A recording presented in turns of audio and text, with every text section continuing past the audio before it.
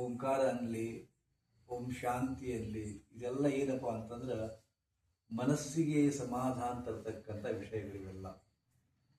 ನಿಮಗೆ ಶರೀರ ಕೆಟ್ಟೈತಿ ಅಂತ ತಿಳ್ಕೊಂಡು ಇಲ್ಲಿ ಬಂದಿರಿ. ಆದರೆ ಶರೀರ ಕೆಟ್ಟಾಗ ಮನಸ್ಸು ಕೆಡ್ತದ. ಒಂದಕ್ಕೊಂದು ಹೆಂಗ್ ಲಿಂಕ್ ಅದಪ್ಪ ಅಂದ್ರ, ನಿಮ್ಮ ಶರೀರ ಸರಿ ಇರ್ಲಿಕ್ಕಪ್ಪ ಅಂತಂದ್ರ ಮನಸ್ಸು ಸರಿ ಇರೋದಿಲ್ಲ. ಈಗ ಮೊಣಕಾಲು ನೋವು ಅದಪ್ಪ, ಬೆನ್ನು ನೋವು ಅದ, ತಲೆ ನೋವು ಅದ, ಕಣ್ಣು ನೋವು ಅದ, ಬೆನ್ನು ಹುರಿಯಾಗ ಚಾಯ್ ಹೊಡಿತಿದ್ವಿ. ಅವಾಗ ಯಾರ ಒಂದು ಫಂಕ್ಷನ್ ಬಾ ಅಂದ್ರೆ ಹೋಗ್ತೀರಿ? ಹೋಗುದಿಲ್ಲ. ಯಾಕಂದ್ರೆ ಹೋಗ್ಲಿಕ್ಕೆ ಮನಸ್ಸೇ ಬಿಡುದಿಲ್ಲ. ಆನಂತರ ಮನಸ್ಸು ಕೆಟ್ಟು ಬಿಟ್ಟೈತಿ. ನಿಮಗ ಒಂದು 10 ಲಕ್ಷ ರೂಪಾಯಿ ಲುಕ್ಷಾಣ ಆಗ್ಬಿಟ್ಟೈತಿ. 10 ಲಕ್ಷ ಲುಕ್ಷಾಣ ಆಗೈತಿ. ಹೌದಾ? ಬರಬೇಕಾದಂತ ಹಣ ಬರಲಿಲ್ಲ, ವ್ಯಾಪಾರ ಏನು ಒಂದು ಪೈಸಾ ಆಗಲಿಲ್ಲ ಅಂತಕ್ಕಂಥ ಭಾವನೆಯಿಂದ ಖಿನ್ನರಾಗಿ ಕೂತಿದ್ದೀರಿ. ಈಗ ಯಾರಾದ್ರೂ ಪಾರ್ಟಿಗೆ ಬರ್ತಿ ಏನಪ್ಪಾ ದೋಸ್ತ ಅಂದ್ರೆ ಹೋಗ್ತೀರೇನು? ಹೋಗೋದಿಲ್ಲ. ಸೊ ಮನಸ್ಸು ಕೆಟ್ಟಾಗ ಶರೀರ ಕೆಲಸ ಮಾಡೋದಿಲ್ಲ, ಶರೀರ ಕೆಟ್ಟಾಗ ಮನಸ್ಸು ಕೆಲಸ ಮಾಡೋದಿಲ್ಲ. ಎರಡೂ ಕೂಡ್ಬೇಕು. ಎರಡು ಕೂಡಿದ್ರೆ ನಾವು ಚೆನ್ನಾಗಿ ಕೆಲಸ ಮಾಡ್ಬೋದು. ನಿಮಗೆ ಗೊತ್ತಿರಲಿ, ನೀವು ಅಡಿಗೆ ಮಾಡ್ತಿರ್ತೀರಿ, ರೊಟ್ಟಿ ಬೇಯಿಸ್ತಿರ್ತೀರಿ. ರೊಟ್ಟಿ ಮಾಡಿದ್ರೆ ಹಾಕಿ ಬೇಯಿಸ್ತಾ ಇರ್ಬೇಕಾದ್ರೆ ಮನಸ್ಸೆಲ್ಲೋ ಹೊರಗೆ ಹೋಗ್ಬಿಡ್ತದ. ಏನೋ ವಿಚಾರ ಬರ್ತದ, ಏನೋ ಸಪ್ಪಳಾಗ್ತದ, ಯಾರು ಬಂದ್ರು ಅಂತ ಬರ್ತದ. ಅಷ್ಟು ಹಿಂಗೆ ಬೇಸಾಕತ್ತಿರ್ತೀರಿ, ಕೈ ಸುಟ್ಟೋಗ್ಬಿಡ್ತದೆ ನೀವು. ಹೌದಾ? ಮನಸ್ಸು ಇಲ್ಲದೆ ಇದ್ದಾಗ ಶಾರೀರಿಕವಾಗಿ ನೋವು ಅನುಭವಿಸ್ತೀರಿ ನೀವು. ಹೆಣ್ಮಕ್ಳು ವಿಶೇಷವಾಗಿ ಹಾಲು ಕಾಸುವಾಗ ಇದ್ರನ್ನ ತಿರ್ತೀರಿ. ಯಾಕಂದ್ರೆ ಹಾಲು ಉಕ್ಕಿಸ್ಬಾರ್ದು ಅಂತ ತಿಳ್ಕೊಂಡು, ಉಕ್ಕಿ ಕೆಳಗೆ ಬೀಳಬಾರ್ದು ಅಂತ ತಿಳ್ಕೊಂಡು. ಆದ್ರೆ ಇದ್ರ ನಿಂತಿರ್ತೀರಾ, ಇದ್ರ ನಿಂತಿರೋ ಸಹಿತ ಹಾಲು ಉಕ್ಕಿಸ್ತೀರಿ ನೀವು. ಇದ್ರ ನಿಂತಾಗ ಸಹಿತ ಹಾಲು ಉಕ್ಕಿಸ್ತೀರಿ. ಹಿಂಗ ಅದಕ್ಕೆ ಹಾಲು ಕಾಯಕ್ಕೆ ಟೈಮ್ ಬೇಕಾ? ಹಿಂಗೆ ಕಾಯ್ತಿರ್ತೈತಿ. ಅವಾಗ ವಿಚಾರ ಬಂತು, ಒಂದು ವಿಚಾರ ಬಂತ. ನಮ್ಮ ಅಣ್ಣನ ಮಗನ ಮದುವೆ ಎಷ್ಟು ತಾರೀಕು ಅಂತ ಹೇಳಿದ್ರು ಒಂದಂಗ ನಿನ್ನೆರ ಬಂತದು. ನಾನು ನೋಡಕ್ ಹೋಗಿಸ್ಬಿಡುಗ ಅಂದ್ಕೊಂಡು ಹಿಂಗೆ ವಿಚಾರ ಬಂತ, ಬುರ್ರ ಬಂದು ಸೋಸೆ ಬಿಡುತ್ತೆ. ಇದನ್ನ ತಿರ್ತೀರಿ ಮತ್ತೆ ಸರಿಯಾದ ಒಂದು ವಿಚಾರ ಬಂತಿಲ್ಲೋ, ಶರೀರ ಕೆಲಸ ಮಾಡುತ್ತೆ. ಹೌದು? ಮನಸ್ಸು ಕೆಟ್ಟಾಗ ಶರೀರ ಕೆಲಸ ಮಾಡೋದಿಲ್ಲ, ಶರೀರ ಕೆಟ್ಟಾಗ ಮನಸ್ಸು ಕೆಲಸ ಮಾಡೋದಿಲ್ಲ. ಅದಕ್ಕೆ ಅಲ್ಲಿ ನಿಮ್ಮ ಶರೀರಕ್ಕೆ ಅಲ್ಲಿ ಚಿಕಿತ್ಸೆ ಕೊಡ್ತದ, ಇಲ್ಲಿ ಮನಸ್ಸಿಗೆ ಚಿಕಿತ್ಸೆ ಕೊಡ್ತದ. ಯಾಕಂದ್ರೆ ಶರೀರಕ್ಕೆ ಸಾಕಷ್ಟು ಮೆಡಿಸಿನ್ಸ್ ಅದಾವ, ಶರೀರಕ್ಕೆ ಸಾಕಷ್ಟು ಮೆಡಿಸಿನ್ಸ್ ಅದಾವ. ಈಗಂತೂ ಪ್ರತಿಯೊಂದು ವ್ಯಾಧಿಗೂ ಮೆಡಿಸಿನ್ ಅದಾವ. ವಿಚಿತ್ರ ಅನಿಸುತ್ರಿ, ಎಷ್ಟು ಮೆಡಿಸಿನ್ ಬ್ಯಾಡ ಸುತ್ತಿ ಹೆಂಗಾರ ಕಂಡು ಹಿಡಿದ ಅನಿಸುತ್ತೆ. ಹೌದಾ? ಆದರೆ ಮನಸ್ಸಿಗೆ ಅಷ್ಟು ಮೆಡಿಸಿನ್ ಸಿಗ ಮತ್ತು ಹೆಚ್ಚು ವರ್ಕೌಟು ಆಗೋಲ್ಲ ಆ್ಯಕ್ಚುಲಿ ಹೇಳ್ಬೇಕಾದ್ರೆ. ಆದರೆ ಇತ್ತೀಚೆಗೆ ಅನೇಕ ಔಷಧಿಗಳು ಮನಸ್ಸಿನ ಮೇಲೆ ಪ್ರಭಾವ ಬೀಳ್ತಕ್ಕಂಥ ಮೆಡಿಸಿನ್ಸ್ ಬಂದಾವ, ಹೋಮಿಯೋಪತಿಗಳು ಬಂದಾವ. ಏನು ಬ್ಯಾಚ್ ಫ್ಲವರ್ ರೆಮಿಡಿ ಅಂತ ಬಂದರು ಹೋಮಿಯೋಪತಿ ಒಳಗೆ. ಬ್ಯಾಚ್ ಫ್ಲವರ್ ರೆಮಿಡಿ ಅಂತ ತಿಳ್ಕೊಂಡು ಯಾರಿಗಾದರೂ ನಿಮಗೆ ಮಾನಸಿಕ ಖಿನ್ನತೆ ಇದ್ದಲ್ಲಿ ಅದು ಎಷ್ಟು ಸೂಕ್ಷ್ಮ ಐತಪ್ಪ ಅಂತಂದ್ರೆ, ಮನುಷ್ಯನಿಗೆ ಪ್ರತಿ ಕ್ಷಣಕ್ಕೂ ನಾವು ಸತ್ತು ಹೋಗ್ಬೇಕು, ಸಾಕಾಗೈತಿ, ಉರ್ಲಾಕೊಂಡು ಸಾಯ್ಬೇಕು, ಪದೇ ಪದೇ ಅನ್ಸುತ್ತೆ. ಆತ್ಮಹತ್ಯೆ ಮಾಡ್ಕೋಬೇಕು, ಉರ್ಲಾಕೊಂಡು ಸಾಯ್ಬೇಕು. ಉರ್ಲಾಕೊಂಡು ಸಾಯೋದು ಚಲೋನೋ ಏನು ಬಾವೆ ಬಿದ್ದು ಸಾಯೋದು ಚಲೋನೋ? ಮತ್ತ ಅಥವಾ ಟ್ರೈನಿಗೆ ಹೋಗಿ ಹಿಂಗೆ ಮಕ್ಕೊಂಡ್ಬಿಟ್ರೆ ಹೆಂಗ ಅಂತ ಹಿಂಗೆ ವಿಚಾರ ಬರ್ತಾವ. ಆದ್ರೆ ಎಷ್ಟು ಡೇಂಜರಸ್. ಹೌದಾ? ಸುಮ್ಸುಮ್ನೆ ಶೆಟ್ಟು ಬರ್ತದ, ಸುಮ್ಸುಮ್ನೆ ಅಳವು ಬರ್ತದ, ಸುಮ್ಸುಮ್ನೆ ಅಳವು ಬರ್ತದ, ಕಾರಣ ಇಲ್ಲ, ಸುಮ್ಸುಮ್ನೆ ಭಯ ಬರ್ತದ. ಇವು ಮಾನಸಿಕ ಖಿನ್ನತೆಯ ರೋಗಗಳು. ಅದಕ್ಕೆ ಬೆಸ್ಟ್ ಮೆಡಿಸಿನ್ಸ್ ಅದಾವ ಹೋಮಿಯೋಪತಿ ಒಳಗೆ, ಬ್ಯಾಚ್ ಫ್ಲವರ್ ರೆಮಿಡಿ ಅಂತ. ಕೆಲವು ಮಂದಿ ದುಷ್ಟತನ ಇರ್ತದ, ದುಷ್ಟತನ. ಎಷ್ಟು ದುಷ್ಟತನ ಅಂದ್ರೆ ಸುಮ್ಸುಮನ ಮನಸ್ಸು ಕೆಡ್ತಪ್ಪ ಅಂತಂದ್ರೆ ತಾವ ಕರ್ಟನ್ ಹರಿತಾರ, ಟಿವಿ ಕೆಡಿಸ್ತಾರ. ಮಕ್ಕಳು ನಿಮ್ಮ ಮ್ಯಾಗ ಸಿಟ್ಟು ಎದ್ದಾಗ ನಿಮಗೆ ಪ್ರತಿಕಾರ ತೀರ್ಸ್ಕೋಬೇಕಲ್ಲ. ಅದು ತಂದೆ ಮನೆ ತಮ್ದು ಸೇರಿದ್ದು ಅಂತ ಕೂಡ ಅನಿಸೋದಿಲ್ಲ ಅವನಿಗೆ. ನಮ್ಮ ಅವನ ಮ್ಯಾಗ, ನಮ್ಮ ಅಪ್ಪನ ಮ್ಯಾಗ ಗ್ರಚ್ ತಿರ್ಸ್ಕೋಬೇಕು ಅಂತ್ಕೊಂಡು ಟಿವಿ ಬಡಿದು ಇದನ್ನ ಹರಿಯೋದು ಇಂಥ ಮಾಡ್ತಾರ.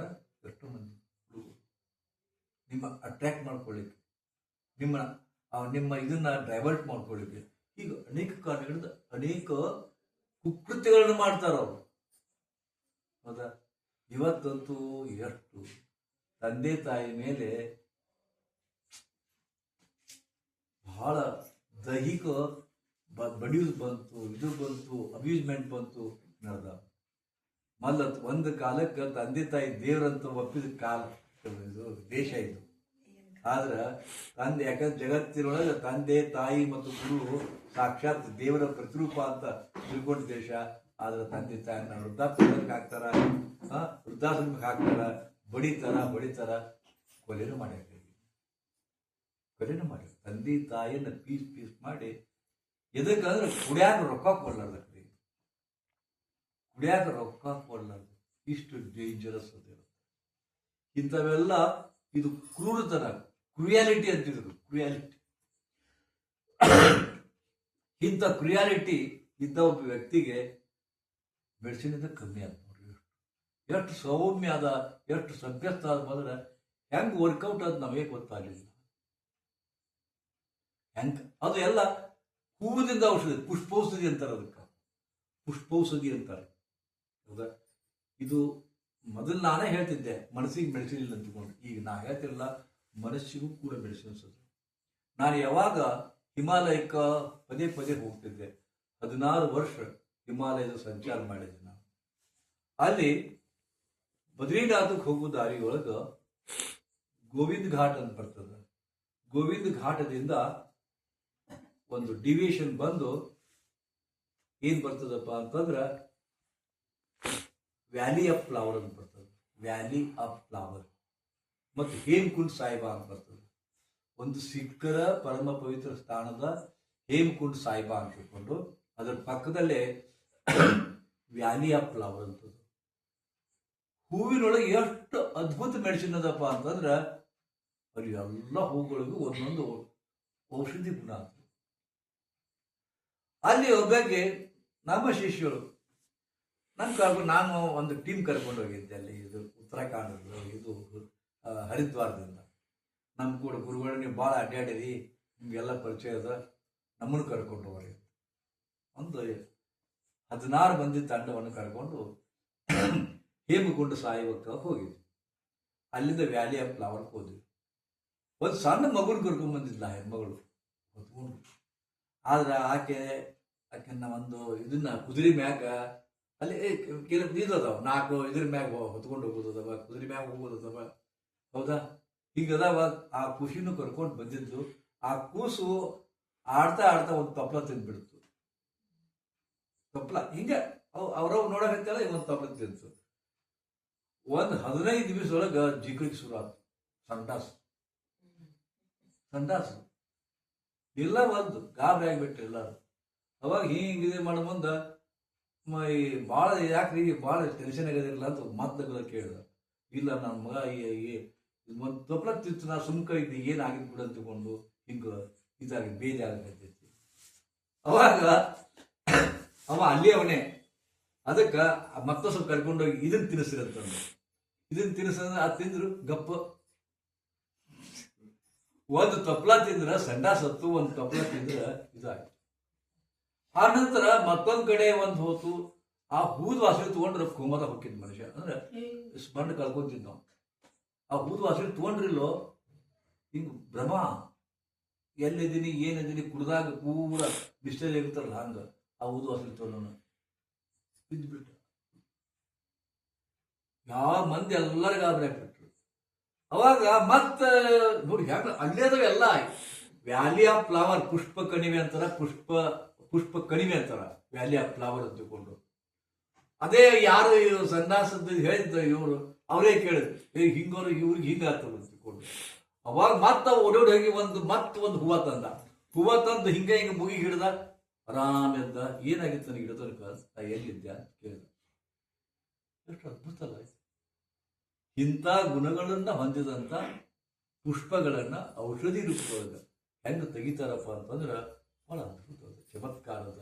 ಅವನ್ ಡ್ರಾಪ್ಸ್ ತೆಗಿದ, ಅದನ್ನ ಕುದಿಸ್ತಾರ, ಕೆಲವೊಂದು ನೆನೆಸ್ತಾರ, ನೆನೆಸಿ ಅದನ್ನ ಫರ್ಮೆಂಟೇಷನ್ ಮಾಡಿ ಅದರ ಒಂದು ಇದನ್ನು ತೆಗೆದು ಅದನ್ನು ಔಷಧಿ ರೂಪ ಕೊಡ್ತಾರೆ. ಈಗ ಅದೇ ಥರ ಗೋ ಅರ್ಕ್ ಅಂತ ಬರ್ತದೆ. ಗೋಮೂತ್ರವನ್ನು ಕುದಿಸಿ, ಹೌದಾ, ಅದನ್ನು ಇದನ್ನು ತೆಗೆದು ಕೊಡ್ತಾರೆ. ಗೋ ಅರ್ಕ್ ಅಂತಕೊಂಡು ಬೆಸ್ಟ್ ಮೆಡಿಸಿನ್ ಇರೋದು. ಎಂಥ ಚಮತ್ಕಾರಿಕ ಮೆಡಿಸಿನ್ ಅದಪ್ಪ ಅಂದ್ರೆ ಕ್ಯಾನ್ಸರ್ಗೆ ದಿವ್ಯೋಷಧಿ ಇದು ಗೋ ಅರ್ಕ್. ಬೇಕಾದಂಥ ಕ್ಯಾನ್ಸರ್ ಇರಲಿ ಬಂದಿರ್ತದೆ. ಸೊ ಹೀಗೆ ಇವೆಲ್ಲ ಯಾಕೆ ಹಿಂಗಾಗ್ತವ ಅಂತ ನೋಡಿರಪ್ಪ ಅಂತಂದ್ರೆ, ಯಾವ ಔಷಧಿ ಮನುಷ್ಯನ ಫ್ರೀಕ್ವೆನ್ಸಿಗೆ ಹೊಂದುತ್ತದೋ, ಮನುಷ್ಯನ ಒಂದು ಫ್ರೀಕ್ವೆನ್ಸಿ ಅದ, ಪೃಥ್ವಿ ಒಂದು ಫ್ರೀಕ್ವೆನ್ಸಿ ಅದ, ಫ್ರೀಕ್ವೆನ್ಸಿ ಅದ. ಇಂತಿಷ್ಟೇ ಫ್ರೀಕ್ವೆನ್ಸಿ ಒಳಗೆ ಪೃಥ್ವಿ ತಿರುಗ್ತದ, ಜಗತ್ತು ಪೃಥ್ವಿ ತಿರುಗ್ತದ. ಆ ಪೃಥ್ವಿ ಫ್ರೀಕ್ವೆನ್ಸಿಗೆ ಮನುಷ್ಯನ ಫ್ರೀಕ್ವೆನ್ಸಿ ಹೊಂದಾಣಿಕೆ ಆಗಬೇಕು. ಹೊಂದಾಣಿಕೆ ಆಗದಿದ್ರೆ ಜಡ್ಡು ಬರ್ತದೆ. ನಿಮಗೆ ಒಂದು ಹೇಳ್ತೇನೆ, ನಿಮಗೆ ಯಾರು ಬಾಂಬೆದಾಗ ಹಾಜಿ ಮಲಂಗ್ ದರ್ಗಾ ಅಂತ ಬರ್ತದ, ಮಹಾಲಕ್ಷ್ಮಿ ಗುಡಿ ಹತ್ರ ಹಾಜಿ ಮಲಂಗ್ ದರ್ಗಾ ಅಂದ್ಬಿಟ್ಟು. ಈ ಕಡೆ ಮಹಾಲಕ್ಷ್ಮಿ ಟೆಂಪಲ್ ಅದ, ಆ ಕಡೆ ಮಗ್ರ ತಳಗ್ ಹೋದ್ರಪ್ಪ ಒಂದು ಹಾಜಿ ಮಲಂಗ್ ದರ್ಗಾ, ಒಂದು ಮುಸಲ್ಮಾನರ ದರ್ಗಾ ಅದು. ನೀವು 8 ಗಂಟೆಗೆ ಹೋಗ್ತೀರಿ ಅಂತ ತಿಳ್ಕೊರಿ, ಆರಾಮ ನಡ್ಕೊಂತ ಹೋಗ್ತೀರಿ. ಒಂದು ಸುಮ್ಮನೆ ಒಂದು 7-8 ಫುಟ್ ಕಲ್ಲು ಹಾಕಿ ರೂಢ ಮಾಡ್ಯಾರ. ಆರಾಮ್ ಹೋಗ್ತೀರಿ, ದರ್ಗಾಗೆ ಹೋಗ್ತೀರಿ, ಕೂಡ್ತೀರಿ.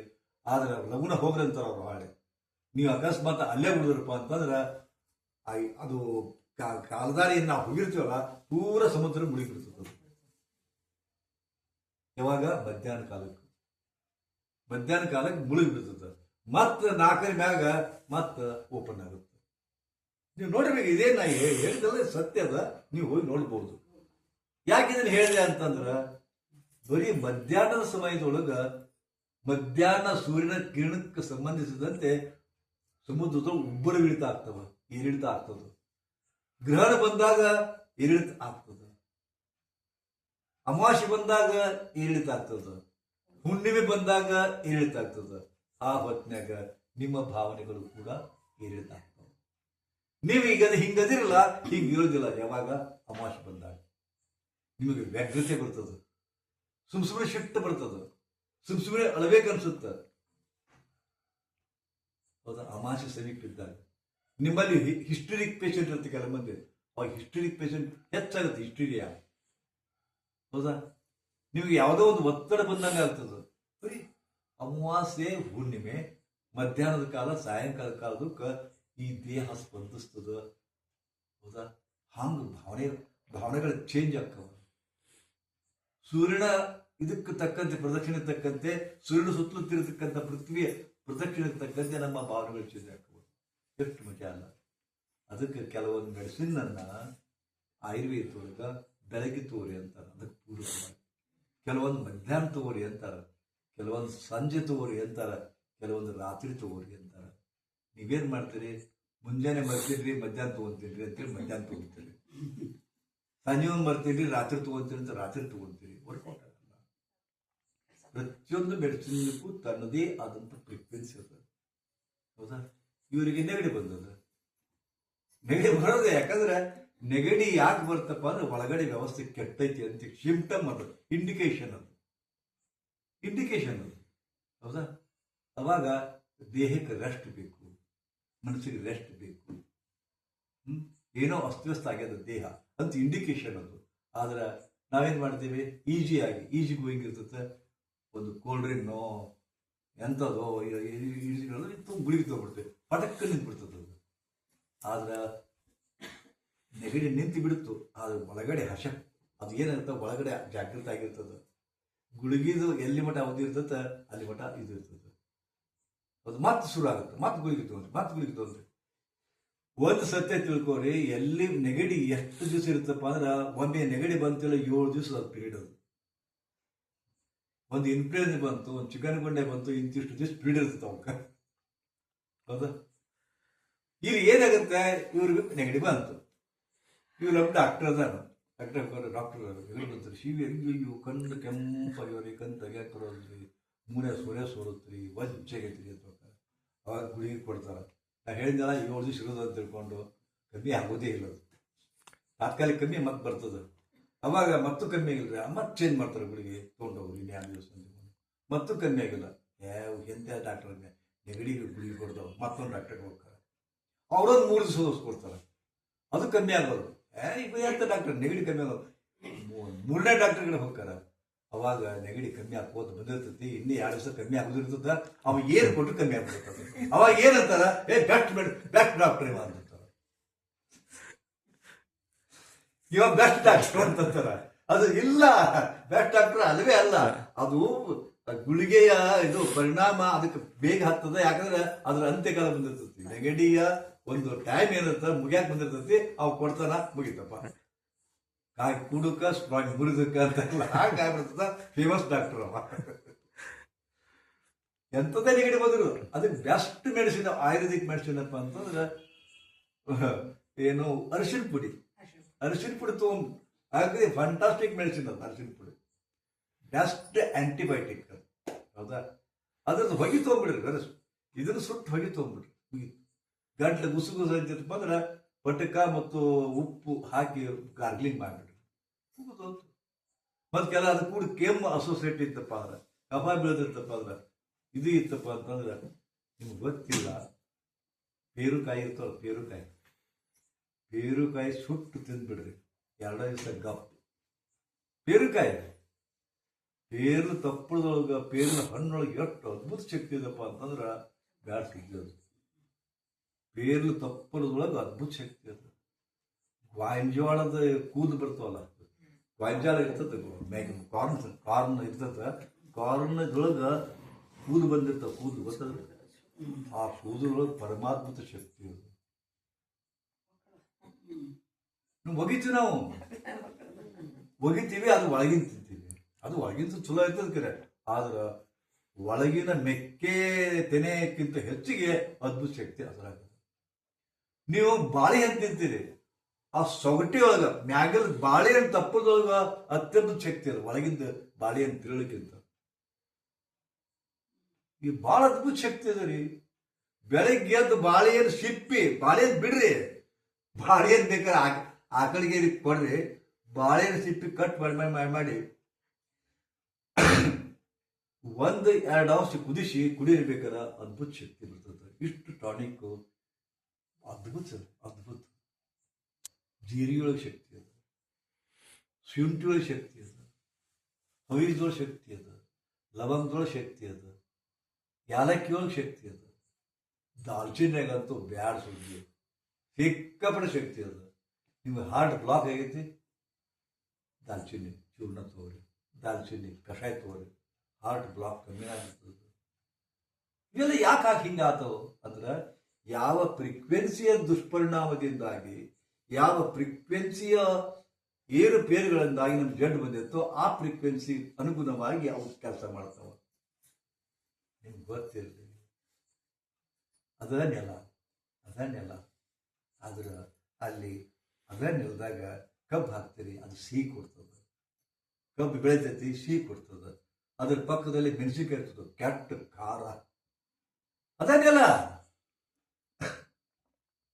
ಮೆಣಸು ಕೆಟ್ಟ ಖಾರ ಲವಂಗ ಖಾರ ಮಧುರ ಯಾಲಕ್ಕಿ ಅದು ಮಧುರ ದಾಲ್ಚಿನ್ನಿ ಎಲ್ಲ ಇದ ಭೂಮಿಯಾಗ ಇರ್ತಾವ ಭೂಮಿ ತಾಯಿಯೊಳಗೆ ಅಷ್ಟು ಶಕ್ತಿ ಅದು ನೀವೇನೇನು ಗುಣಗಳು ಬೇಕಂತೀರಿ ಎಷ್ಟು ದಿವ್ಯೌಷಧಿ ಅಂದ್ರೆ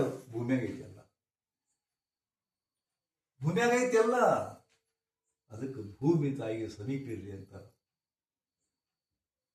ಭೂಮಿ ತಾಯಿಗೆ ಸಮೀಪ ಇರಬೇಕು ಭೂಮಿ ತಾಯಿ ಅಂತಾರ ಆಕಾಶ ಪಿತಾ ಭೂಮಿ ತಾಯಿ ಅಂತಾರ ಆಕಾಶ ಮಾತಾ ಆಕಾಶ ಪಿತಾ ಭೂಮಾತಾ ಅಂತಾರ ಇದಕ್ಕೂ ನಡುವೆ ನಮ್ಮ ಜೀವನ ನಡೆದ ಹೌದಾ ಯಾರು ಭೂಮಿಗೆ ಸಮೀಪ ಇರ್ತಾರ ಅವ್ರಿಗೆ ರೋಗ ಕಮ್ಮಿ ಆಗಿರ್ತದೆ ಬಟ್ ನಾವು ಭೂಮಿಗೆ ದೂರ ಅದೀವಿ ಹೆಂಗ ಮನೆಗೂ ಚಪ್ಪಲ್ ಹಾಕೊಂಡು ಅಡ್ಡಾಡ್ತೀವಿ ಎಲ್ಲರಿಗೊಂದು ಇದು ಬಂದದ್ದು ಏನಪ್ಪ ಸಂಸ್ಕಾರ ಬಂದಪ್ಪ ಅಂದ್ರೆ ಮನೆಗೂ ಚಪ್ಪಲ್ ಹಾಕೊಂಡು ಅಡ್ಡಾಡೋದು ಹೊರಗೂ ಚಪ್ಪಲ್ ಹಾಕೊಂಡು ಅಡ್ಡಾಡೋದು ಒಟ್ಟು ಕಾಲು ಭೂಮಿ ಮ್ಯಾಗ ಇಡಿಸ್ಲೇ ಇಲ್ಲ ಮಕ್ಕಳಿಗೆ ಒಟ್ಟು ಮಣ್ಣಾಗ ಆಡಾಕ್ ಬಿಡುವುದಿಲ್ಲ ನಿಮ್ಗೆ ಗೊತ್ತೈತಿ ಕುಣ್ಯಾನ ಕೂಸು ಬೆಳೀತು ಕುಣ್ಯಾನ ಕೂಸು ಕೊಳೀತು ಅಂತ ಕುಣ್ಯಾನ ಕೂಸು ಕೊಳೀತು ಕುಣ್ಯಾನ ಕೂಸು ಬೆಳೀತು ಮಣ್ಣಾಗ ಆಡಾಕ್ ಬಿಡ್ಬೇಕು ನಮ್ಮ ಮಕ್ಕಳಿಗೆ.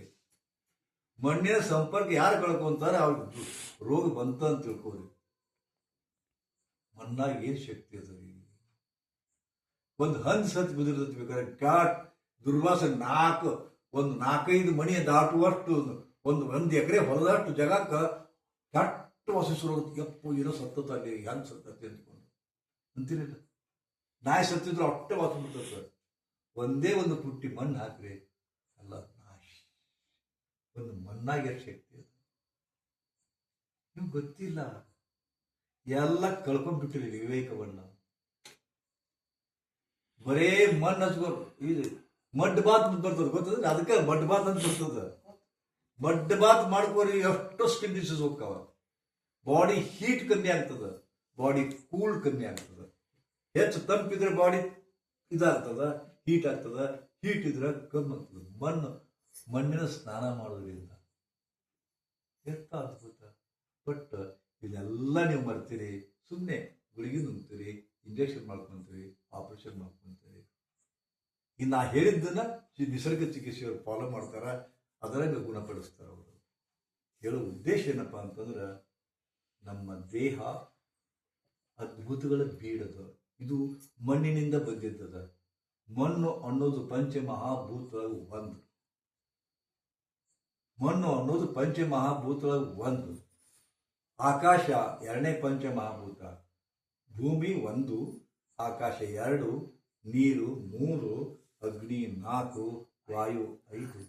ಇವುಗಳ ಇಂಬ್ಯಾಲೆನ್ಸ್ನಿಂದಾಗಿ ರೋಗ ಬಂದದ್ದು. ನಿಮಗೆ ಹೇಳ್ತೀನಿ, ಬರೀ ಉಸಿರಾಟದ ಮ್ಯಾಗ ನಿಮ್ಮ ರೋಗ ಕಮ್ಮಿ ಮಾಡ್ಕೋಬಹುದು. ಉಸಿರಾಟದ ಮ್ಯಾಗ ಒಂದು 10 ನಿಮಿಷ ಉಸಿರಾಟದಿಂದ ಏನಾಗುತ್ತೆ ಅನ್ನೋದು ಒಂದ್ಸಲ ಬೇಕಾದ್ರೆ ಟೈಮ್ ಸಿಕ್ಕರೆ ನೀರಿನಿಂದ ಏನಾಗುತ್ತೆ ಅನ್ನೋದು ತೋರಿಸ್ತೀನಿ, ಮಣ್ಣಿನಿಂದ ಏನಾಗುತ್ತೆ ಅನ್ನೋದು ತೋರಿಸ್ತೀನಿ. ಅಗ್ನಿಯಿಂದ ಅಂತೂ ಒಳಗ ಐತೆ ಅಗ್ನಿ. ನಿಮ್ಮೊಳಗ ಅಗ್ನಿ ಅದಾವ. ಎಂತ ಇದಪ್ಪ ಅಂದ್ರ ಒಳಗ ಕಾವ್ ಐತಿ, ಬೆಚ್ಚಗೈತಲ್ಲ. ಈಗ ಎಷ್ಟು ಬೆಚ್ಚಗಿರುತ್ತಪ್ಪ ನಮ್ಮ ಬಾಡಿ, ಎಷ್ಟು ಮಜಾ ಅದರ. ಅದು ತಂಪಿನೊಳಗ ಬೆಚ್ಚಗಾಗುತ್ತೆ ದೇಹ. ಬೆಚ್ಚಗಿದ್ದಾಗ ತಂಪಾಗ್ತದ. ಅಷ್ಟು ತಾನೇ ಇರೋದು. 98.8 ಫ್ಯಾರನ್ಹೀಟ್ ಡಿಗ್ರಿ ಮೇಂಟೈನ್ ಮಾಡ್ಕೊಂಡಿರ್ತದೆ ತನ್ನಿಂದ ತಾನೇ. ಇದಕ್ಕಿಂತ ಹೆಚ್ಚು ಹೋಗಂಗಿಲ್ಲ, ಇದಕ್ಕಿಂತ ಕಮ್ಮಿ ಹೋಗಂಗಿಲ್ಲ. ಹೆಚ್ಚು ಹೋದ್ರ ತ್ರಾಸು, ಕಮ್ಮಿ ಹೋದ್ರ ತ್ರಾಸು. ನೋಡಿರಿ, ತಂಪು ಮುಸ್ಕೈತಿ ಅಂತಾರ. ಕಾಲ್ ತಿಕ್ಕ್ರೆ, ಕೈ ತಿಕ್ಕ್ರೆ ಅಂತಾರ ಬೆಚ್ಚ ಮಾಡಕ. ಅಂತಾರಲ್ಲ, ಕಾಲ್ ತಿಕ್ತಾರ, ಬೆಚ್ಚಗಿಸ್ತಾರ. 98 ಡಿಗ್ರಿಗಿಂತ ಹೆಚ್ಚಾದ ಕಮ್ಮಿ ಆತಪ್ಪ ಅಂದ್ರೆ ಸತ್ತ ಹೋಗ್ತಾರ ಮನುಷ್ಯ. ತಂಪು ಮುಸಿದ್ರೆ ಸತ್ತು ಹೋಗ್ತಾರ. ಇನ್ನು 98, 96, 94 ಬಂದ್ರೆ ತಂಪಾಗ್ತದೆ. ಇನ್ನು 100 ಜ್ವರ ಎಷ್ಟೈತಿ? 102, 103. ಬರೀ 5 ಡಿಗ್ರಿ ಕಮ್ಮಿ ಆದ್ರೂ ಸಂಕಟ, ಬರೀ 5 ಡಿಗ್ರಿ ಹೆಚ್ಚಾದ್ರೂ ಸಂಕಟ. ಇವನ್ನ ಕಡಿಮೆ ಆದಾಗೂ ಒಂದಿಷ್ಟು ಮೆಡಿಸಿನ್ ಅದ, ಕಡಿಮೆ ಹೆಚ್ಚಾದಾಗೂ ಒಂದಿಷ್ಟು ಮೆಡಿಸಿನ್ ಅದ. ಕಡಿಮೆ ಆದಾಗೂ ಒಂದು ವಾಯು ಪ್ರಾಣಾಯಾಮ ಅದ, ಹೆಚ್ಚಾದಾಗೂ ಅದನ್ನ ಕಡಿಮೆ ಮಾಡಕ್ ಪ್ರಾಣಾಯಾಮ ಅದ. ಅಗ್ನಿ ಪ್ರಕೋಪ ಇದ್ದಾಗ ಅಗ್ನಿ ಕಮ್ಮಿ ಆಯ್ತು, ಹೆಚ್ಚು ಮಾಡಕ್ ಪ್ರಾಣಾಯಾಮ ಅದ. ಅಗ್ನಿ ಹೆಚ್ಚಾಯ್ತು, ಕಡಿಮೆ ಮಾಡಕ. ಇದಕ್ಕಿಂತ ಹೆಚ್ಚಿಂದ ಹೇಳ್ಬೇಕಂದ್ರೆ ಪ್ರಾಣವಾಯು ಅಂತೀವಿ ನಾವು, ಪ್ರಾಣಾಯಾಮ ಅಂತೀವಿ. ಗೊತ್ತಂದ್ರೆ ಪ್ರಾಣಾಯಾಮ ಕೇಳಿರಿ? ಪ್ರಾಣಾಯಾಮ ಮಾಡುವುದು ನಿಮಗೆ ಹೇಳ್ತೀನಿ. ಈ ನಿಮ್ಮ ಮೊಣಕಾಲು ನೋವು ಯಾಕೆ ಬಂದದಪ್ಪ? ಶಕ್ತಿ ಕಮ್ಮಿ ಆಗೈತಿ. ಪಾದದ ನೋವು ಯಾಕೆ ಬಂದದಪ್ಪ? ಶಕ್ತಿ ಕಮ್ಮಿ ಆಗೈತಿ. ಪ್ರಾಣವಾಯುವನ್ನ ಇದು ಮೊಣಕಾಲಿಗೆ ಕಳಿಸ್ತಕ್ಕಂಥ ಟೆಕ್ನಿಕ್ ಅದು. ಹೆಚ್ಚು ಪ್ರಾಣವಾಯುವನ್ನು ಮೊಣಕಾಲಿಗೆ ಕಳಿಸೋದಪ್ಪ ಟೆಕ್ನಿಕ್. ಇಲ್ಲಿ ಬೇಕಾ ಅಲ್ಲಿ ಕಳಿಸ್ಬೇಕು. ಇದಕ್ಕೆ ಮುದ್ರಾ ಅಂತಾರ, ಮುದ್ರಾ ಪ್ರಾಣಾಯಾಮ ಅಂತಾರ. ಪರ್ಟಿಕ್ಯುಲರ್ಲಿ ಮುದ್ರಾ ಮಾಡಿದ್ರಪ್ಪ ಅಂದ್ರೆ ಇದು ಒಂದು ಮುದ್ರಾ, ಇದು ಒಂದು ಮುದ್ರಾ, ಇದು ಒಂದು ಮುದ್ರಾ, ಇದು ಒಂದು ಮುದ್ರಾ. ಹಿಂಗ ಮುದ್ರಾಗಳು ಸಾಕಷ್ಟು ಮುದ್ರಾಗಳದಾವು. ಒಂದು ಮುದ್ರಾ ಮಾಡಿದ್ರೆ ಪ್ರಾಣವಾಯು ಹೆಚ್ಚು ಇಲ್ಲಿ ಹೋಗ್ತದ. ಒಂದು ಮುದ್ರಾ ಮಾಡಿದ್ರೆ ಪ್ರಾಣವಾಯು ಕೆಳಗೆ ಹೋಗ್ತದ. ಎಂತ ಅದ್ಭುತದ ರೀ. ಎಲ್ಲ ಹೇಳೋ ಉದ್ದೇಶ ಅಂದ್ರೆ ಇದೆಲ್ಲ ತಿಳ್ಕೊಡ್ರಿ. ಸುಮ್ಮನೆ ನಿಮ್ಮ ಆರೋಗ್ಯವನ್ನ ಕೆಡಿಸ್ಕೊಂಡು ಮತ್ತೊಬ್ಬರಿಗೆ ಕೊಟ್ಟಿರಿ. ನೀವು ನಿಮ್ಮ ಜವಾಬ್ದಾರಿ, ನಿಮ್ಮ ಆರೋಗ್ಯ ಜವಾಬ್ದಾರಿ ಮತ್ತೊಬ್ಬರಿಗೆ ಕೊಟ್ಟಿರಿ. ಜವಾಬ್ದಾರಿ ಮತ್ತೊಬ್ಬರಿಗೆ ಕೊಟ್ಟರೆ ಆಗುದಿಲ್ಲ. ನಿಮ್ಮ ಜವಾಬ್ದಾರಿ ನೀವೇ ತಗೋಬೇಕು. ಈಗ ನೋಡ್ರಿ, ಎಷ್ಟು ಮಂದಿ ಬರ್ತಾರ ನಮ್ಮ ಕಡೆ ಗುರುಗಳ, ಭಾಳ ಯಾಕೋ ಸುಸ್ತು ನಿಶಕ್ತಿ ಅನ್ಸುತ್ತೆ, ಕೆಲಸ ಮಾಡಕ್ ಮನಸ್ಸಿಲ್ಲ ಅಂತ ಬದರ್ತಾರೆ. ಬಂದು ನಮ್ಮ ಕಡೆ ಕೆಲಸ ಮಾಡಕ್ಕೆ ಮನಸ್ಸು ಇಲ್ಲ ನೋಡ್ರಿ ಅಂತ ಕೈ ಕೊಡ್ತಾರೆ. ಯಾಕೆ ನಾಡಿ ನೋಡೋದು ಹೌದಾ. ಮತ್ತೊಬ್ಬ ಬರ್ತಾನ, ಭಾಳ ತಲೆನೂ ಸುತ್ತ ನೋಡಿ ಗುರುಗಳ ಒಟ್ಟ ಅಂತ ಬರ್ತಾನ. ನಾ ಹೇಳ್ತೀನಿ, ಮತ್ತೊಬ್ರ ಕೈಯಾಗ ಅವ್ರಿಗೆ ನಾಡಿ ನೋಡಾಕ್ ಹೊರಗಾಡ್ರಿ. ನಿಮ್ಗೆ ಗೊತ್ತೈತಿ ಏನು ಗೊತ್ತದ ತನ್ನವ್ ಯಾಕೆ ಬಂತು, ತನ್ನವ್ ಯಾಕೆ ಬಂತಪ್ಪ. ಗಂಡ ಅಂತ ಜಗಳಾಡಿರ್ಲಿ, ಗಂಡ ಮಾತು ಬಿಟ್ಟನ, ಗಂಡ ಮಾತು ಬಿಟ್ಟದಕ್ಕೆ ತಲೆ ಬರುತ್ತಿಲ್ಲ, ಇದು ಖುಷಿ ಅನ್ಸುತ್ತ. ಹೆಚ್ಚು ಕೆಲಸ ಆಗೈತಿ, ನಿದ್ದೆ ಆಗಿಲ್ಲ, ಅದು ನಿಮ್ಗೆ ಗೊತ್ತಿರ್ತದ ಕರೆ. ಹಿಂಗ್ ಗೊತ್ತ, ಹಿಂಗ ಅದು ಹಿಂಗ ಆಗಿದ್ದಕ್ಕೆ ತಲೆ ಬಂದ ಗೊತ್ತಿತ್ತು, ಸುಮ್ಮನೆ ಹೋಗ್ತೀರಿ. ತಲೆ ಬಂದ ನೋಡ್ರಿ, ಅವಾಗೇನು ಗೊತ್ತದ ನಿಮ್ಮ ಮನೆ ಜಗಳ ಆಗಿದೆ. ಗಂಡ ಅಂತ ಜಗಳ ಡಾಕ್ಟ್ರಿಗೆ ಗೊತ್ತಾಗತ್ತೆ ಅಂತ ಹುಚ್ಚಾರ ಮಾಡಕ್ಕೆ. ಅದಕ್ಕೆ ನಿಮ್ಮ ಡಾಕ್ಟರ್ ನೀವೇ ಆಗಲಿ. ಎಲ್ಲದಕ್ಕೂ ಅಲ್ಲ, ಎಲ್ಲಕ್ಕೂ ಅಲ್ಲ. ಕ್ಯಾನ್ಸರ್ ಆದರೂ ನಮ್ಮ ಡಾಕ್ಟರ್ ನಾವೇ ಆಗ್ತಂತ ಹೌದಾ. ಆದ್ರೆ ಪ್ರತಿಯೊಂದಕ್ಕೂ ಹೋಗ್ಬೇಡಿ. ಯಾಕೆ ಹೇಳ್ತಿರಲ್ಲ, ಪ್ರತಿಯೊಂದು ಜಡ್ಡಿಗೂ ಔಷಧ ಅಂತ ನಾ ಹೇಳಿದೆ. ಆದ್ರೆ ಏನೇ ಔಷಧ ತಗೊಂಡ್ರೆ ಸಹಿತ ಅದಕ್ಕೆ ದುಷ್ಪರಿಣಾಮ ಅದ. ಒಂದು ಔಷಧ ತಗೊಂಡಿರ್ಬೇಕಾದ್ರೆ ನಾನು ಹೇಳೋದಲ್ಲ, ಗೂಗಲ್ದಾಗ ಹೊಡೀರಿ. ಹೌದಾ. ಒಂದು ಯಾವ ಔಷಧ ತಗೊಂತೀನಿ, ಇದ್ರದ್ದು ಸೈಡ್ ಎಫೆಕ್ಟ್ ಏನು ಬರ್ದಾರ, ಅಲ್ಲಿ ಸಿಕ್ಕಾಪಟ್ಟೆ ಸೈಡ್ ಎಫೆಕ್ಟ್ ಅದ. ಅದನ್ನ ನಂಬ್ತೀವಿ ನಾವು, ಅದನ್ನ ನಂಬ್ತೀವಿ. ಹಿಂಗೆ ಪ್ರತಿಯೊಂದು ಗುಳಿಗೆಗೂ ಪ್ರತಿಯೊಂದು ಔಷಧಕ್ಕೂ ಸೈಡ್ ಎಫೆಕ್ಟ್ ಅದ. ಹೌದಾ. ಈಗ ಬಂತು ನಿಮ್ಮ ಪ್ರತಿಯೊಂದು ನೋವಿಗೆ, ಸಮಸ್ಯೆಗೆ, ಆರೋಗ್ಯ ಸಮಸ್ಯೆಗೆ ಗುಳಿಗೆ ಅದ. ಆದ್ರೆ ಗುಳಿಗೆ ನುಂಗಿ ನುಂಗಿ ಬರುತ್ತಲ್ಲ, ಅದಕ್ಕೆ ಔಷಧಿ. ಪ್ರತಿಯೊಂದು ಸಮಸ್ಯೆ ಗುಳಿಗೆ ಅದ, ಆದ್ರೆ ಗುಳಿಗೆ ನುಂಗಿ ಬರ್ತಾವಲ್ಲ, ಅದಕ್ಕೆ ಡಾಕ್ಟರ್ ಏನ್ ಮಾಡ್ತಾರೆ, ಕಾಂಟ್ರಾ ಇಂಡಿಕೇಟ್ ಬರಬಾರ್ದು ತಿಳ್ಕೊಂಡು ಒಂದು ಜಡ್ಡು ತೋರ್ಸಕ್ ಹೋದ್ರೆ 6 ಗುಳಿಗೆ ಬರ್ಕೊಡ್ತಾರೆ. ಅದಕ್ಕೆ ಹೊಸ ಸುದ್ದಿ. ಯಾಕೆ ಇಷ್ಟು ಗುಳಿಗೆ ಅಂತ ಕೇಳಿದ್ರೆ, ಮ್ಯಾಗಲಿ 2 ಗುಳಿಗೆ ತಗೊಂಡ್ರೆ ಗ್ಯಾಸ್ಟ್ರೈಟಿಸ್ ಹೆಚ್ಚಾಗತ್ರಿ. ಅದು ಗ್ಯಾಸ್ಟ್ರೈಟಿಸ್ ಆಗಬಾರ್ದು ತಿಳ್ಕೊಂಡು ಈ 3ನೇ ಗುಳಿಗೆ ಕೊಟ್ಟಿರ್ತೀವಿ. 3ನೇ ಗುಳಿಗೆ ತಗೊಂಡ್ರಪ್ಪ ಅಂತಂದ್ರೆ ಕಿಡ್ನಿ ಫೇಲ್ ಆಗ್ತಾವ, ಕಿಡ್ನಿ ಫೇಲ್ ಆಗಬಾರ್ದು ಅಂತ ತಿಳ್ಕೊಂಡು 4ನೇ ಗುಳಿಗೆ ಎತ್ತಾವ. ಈಗ 6 ಗುಳಿಗೆ, ಒಂದು ಗಡ್ಡಿಗೆ 6 ಗುಳಿಗೆ ಕೊಡ್ತಾರೆ. ಆ 6 ಗುಳಿಗೆ ನುಂಗಿ ಜಡ್ಡು ಬರ್ತಲ್ಲ, ಇದಾಗುತ್ತಲ್ಲ, ಅದಕ್ಕೆ ಗುಳಿಗೆ ಇಲ್ಲ. ಈ ಸತ್ಯವನ್ನು ತಿಳ್ಕೊಂಡು ಗುಳಿಗೆ ನುಗ್ಗುದು. ಪ್ರತಿಯೊಂದಕ್ಕೂ ಈಜಿಯಾಗಿ ಗುಳಿಗೆ ನುಗ್ಗುದು. ನುಗ್ಗುದಪ್ಪ, ನಿದ್ದೆ ಬರಲ್ಲ ಗುಳಿಗೆ, ಸಣ್ಣ ಸಾಪ ಗುಳಿಗೆ, ಕೆಂಬಂತ ಗುಳಿಗೆ, ಪ್ರತಿಯೊಂದು ಗುಳಿಗೆ, ಹೊಟ್ಟೆ ಸಿರಿಲ್ಲ ಗುಳಿಗೆ, ಗ್ಯಾಸ್ ಅಂತ ಗುಳಿಗೆ, ಪ್ರತಿಯೊಂದಕ್ಕೂ ಗುಳಿಗೆ ನುಂಗಿದ್ರೆ ಅದು ದುಷ್ಪರಿಣಾಮ ನಿಮ್ಗೆ ಗೊತ್ತಿಲ್ರಿ. ಗುಳಿಗೆ ನುಂಗಿ ನುಂಗಿ ನಿಮ್ಮ ದೇಹ ಹಾಳು ಮಾಡ್ಕೊಂಡಿರಿ. ಗುಳಿಗೆ ನುಂಗೋಕ್ಕಿಂತ ಮುಂಚೆ 1000 ಸಲ ವಿಚಾರ ಮಾಡ್ರಿ. ಯಾಕಂದ್ರೆ ಒಂದು ಪಟಕನ ಗುಳಿಗೆ ನುಂಗಿದ್ರಿ ಅದು ದುಷ್ಪರಿಣಾಮ ತಪ್ಪಿಸ್ಲಿಕ್ಕೆ ಆಗೋದಿಲ್ಲ. ನಮ್ದು ಒಬ್ಬ ಅತ್ಯಂತ ಆಪ್ತರು ದಿನ ಸಂದಾಸ ಸಾಪ ಗುಳಿ ತಗೊಂತಿದ್ರು. ಹೌದಾ. 18 ವರ್ಷ ತಗೊಂಡಾರ. ಆದ್ರೆ ಒಮ್ಮೆ ಟೈಮ್ ಅವ್ರದ್ದು ಕೆಟ್ಟಿತ್ತು, 19ನೇ ವರ್ಷಕ್ಕೂ ತಗೊಂಡಾರ. ಯಾವುದೋ ಒಂದಿನ ಆ ಗುಳಿಗೆ ತಗೊಂಡ್ರ ಸಂಡಾಸ ಸಾಪಾತು. ಆದ್ರೆ ಜಿಕಳಿ ಹಿಡಿದ್ಬಿಡ್ತು. ಒಟ್ಟು ನಿಲ್ಲವಲ್ದು. ಡಾಕ್ಟರ್ಗೆ ಹೋದ್ರು, ಹಾಕಿದ್ರು, ಡಿಹೈಡ್ರೇಷನ್ ಆಗಿ ಕೋಮಕ್ಕೆ ಹೋಗ್ಬಿಟ್ಟು ಸತ್ತವ. ಒಂದು ಗುಳಿಗೆ ಸಂಡಾಸ ಸಾಪ ಗುಳಿಗೆ. ನೀವು ಹೆಂಗೆ ಹೋಗ್ತೀರಿ ಗುಳಿಗೆ? ಏನೋ ಮೂತ್ರ ನಿಲ್ಲವಲ್ಲದ ಗುಳಿಗೆ ಹೋಗ್ತೀರಿ. ಅದು ಕೆತ್ತಟಾರ್ ಹಾಕ್ತಾರ. ಕೆತ್ತಟಾರ್ ಹಾಕಿದ್ರೆ ಒಂದು ನೋವು ಹಾಕವ, ಗಾಯ ಹಾಕವ. ಆ ಗಾಯಕ್ಕೆ ಒಂದು ಗುಳಿಗೆ ಕೊಡ್ತಾರ. ಕಂಟಿನ್ಯೂಸ್ಲಿ ಹಾಕಿದಾಗ ಅದು ಇನ್ಫೆಕ್ಷನ್ ಆಗುತ್ತೆ, ಜ್ವರ ಬರ್ತಾವ. ಜ್ವರ ಮಸ್ತಕ್ಕೆ ಇರ್ತಾವ, ಸತ್ತಾರ. ನಡ್ಕೊಂತ ಹೋಗಿ ತೋರ್ಸವನ್ ಹೋಗವ. ಯಾಕೋ ನನಗೆ ಮೂತ್ರ ನಿಲ್ಲವಲ್ಲ ಅಂದ್ಕೊಂಡು ನಡ್ಕೊಂತ ಹೋಗ್ಯಾನ ಮನುಷ್ಯ. ಹೋಗ್ಯಾನ, ಹೆಣಾಯಿ ಹೊರಬಂದ. ಅದು ಯಾವ ಹೊತ್ತಿನೊಳಗೆ ನಿಮ್ಮ ದೇಹ ಕೈ ಕೊಡ್ತದೋ, ಯಾವ ಹೊತ್ತಿನೊಳಗೆ ಆಯುಷ್ಯನ ಕೊಡೆ ಬರ್ತದೋ ಗೊತ್ತಿಲ್ಲ. Be careful. ಅದಕ್ಕೆ ಅತ್ಯಂತ ಸೇಫೆಸ್ಟ್ ಯಾವುದಪ್ಪ ಅಂತಂದ್ರೆ ಯೋಗ, ಪ್ರಾಣಾಯಾಮ, ನಿಸರ್ಗ ಚಿಕಿತ್ಸೆ, ಸಹಜ ಜೀವನ, ನಿಸರ್ಗ ಸಹಜ ಜೀವನ ಅಂತೀನಿ. ಅದಕ್ಕೆ ಬೆಸ್ಟ್ ಅಪ್ಪ ಅಂತಂದ್ರೆ ಉಪವಾಸ. ವಾರಕ್ಕೊಂದ್ಸಲ ಉಪವಾಸ ಮಾಡೋದು, ನೀವು ಮಾಡೋದಿಲ್ಲ. ಯಾಕೆ ಮಾಡ್ಬೇಕ ಅಂತ ನಾವು ಕೇಳಿ ಯಾಕೆ ಮಾಡೋದಿಲ್ಲ ಅಂತಂದ್ರೆ ತಿನ್ನಾಕ ಬಂದತ್ತೀರಿ ಜನ್ಮ, ತಿನ್ನಾಕ ಬಂದಂತ ಜನ್ಮ, ತಿಂತಿದ್ದ ಹಾಳಾಗ್ಯಾರ ನೀವು. ಈ ಜಗತ್ತಿನೊಳಗ ತಿಂದು ತಿಂದು ಸಾಯೋರ ಸಂಖ್ಯೆ ಜಾಸ್ತಿ ಐತಿ, ಉಪವಾಸ ಬಿದ್ದು ಸತ್ತೋರ ಸಂಖ್ಯೆ ಕಮ್ಮಿ ಐತಿ. ಉಪವಾಸ ಬಿದ್ದು ಸತ್ತೋರು ಕಮ್ಮಿ ಅದಾರ, ಹೆಚ್ಚು ತಿಂದು ಸತ್ತೋರು ಜಾಸ್ತಿ ಅದಾರ. ತಿನ್ನಾಗ ನೀವು ಅರ್ಥ ಮಾಡ್ಕೊಳ್ರಿ. ಅದಕ್ಕೆ ಬೆಸ್ಟ್ ಇದು ಅಂತಂದ್ರೆ ಹೊಟ್ಟೆ ಕೆಟ್ಟೈತಿ, ಸಂಡಾಸ ಹತ್ತೈತಿ, ತಲೆನೋವು ಬಂತು, ಜ್ವರ ಬಂತು, ನಿದ್ದೆ ಹತ್ತಾ ಬಂದು, ಒಂದು ದಿವ್ಸ ಉಪವಾಸ ಮಾಡಿ, ಬರೀ ನೀರಿನ ಮ್ಯಾಗ ನಿರಾರ ಅಂತ. ಅದಕ್ಕೆ ನಿರಾರ ಅಂತ, ನಿರಾರ ಅಂದ್ರೆ ಇಲ್ಲ, ನಿರಾರ ಅಂತ ಅಂದ್ರೆ ನಿರಾರ ಅನ್ನೋ ಉದ್ದೇಶ ಏನು, ನೀರೇ ಆಹಾರ ಅಂತ. ನೀರೇ ಆಹಾರ, ನಿರಾರ. ನಿರಾರ ಮಾಡ್ಬೇಕು,